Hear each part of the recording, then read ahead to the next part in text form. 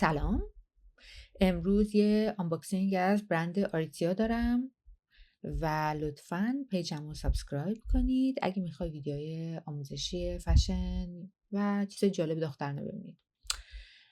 میرم که بازش کنم. اول بگم که اینو من 2-3 هفته است خریدم ولی وقت نکردم که بازش کنم. اون خانم خیلی پروفشنال تاش کرد و فکر نمی کردم چروک باشه. اوف، چروکه.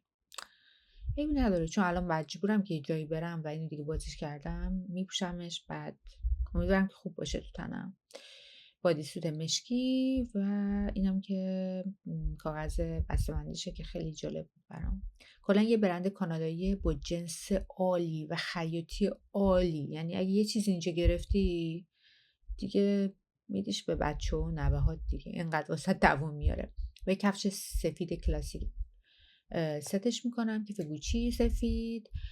تندلی که مشکی گرفتم اینه که اولش خوب که آدم یه مشکیشو داشته باشه، حالا بعد رنگای دیگه هم میشه ست کرد.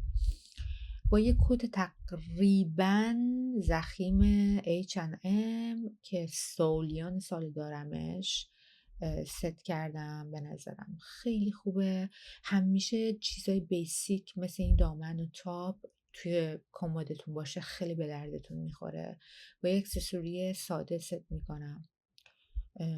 کلا و یه دستبند. البته اون دو دستبند همیشه دو دستم، اینو اضافه کردم. یه دونم بکش رو ببینیم و یکم رفتم عقب تا رخ کار رو ببینید. معمولا وقتی یه لباسی میپوشم سعی میکنم روی صندلی بشینم ببینم که باش راحتم، بستگی به جایی که دارم میرم. مطمئن باشید که دامنای کوتاهی که میپوشید راحت باشه و حتی تاپاتون یه طور نباشه که وقتی یه جا میرید دستتون رو بخواید پایین بذارید یا پشتتون بذارید. چون پلیسه داره سعی کردم یه طوری بشینم که پلیسه هم چروک نشه و اونم ببینم که چجوریه. نه خیلی راضیم، به نظرم که خیلی جالبه و یا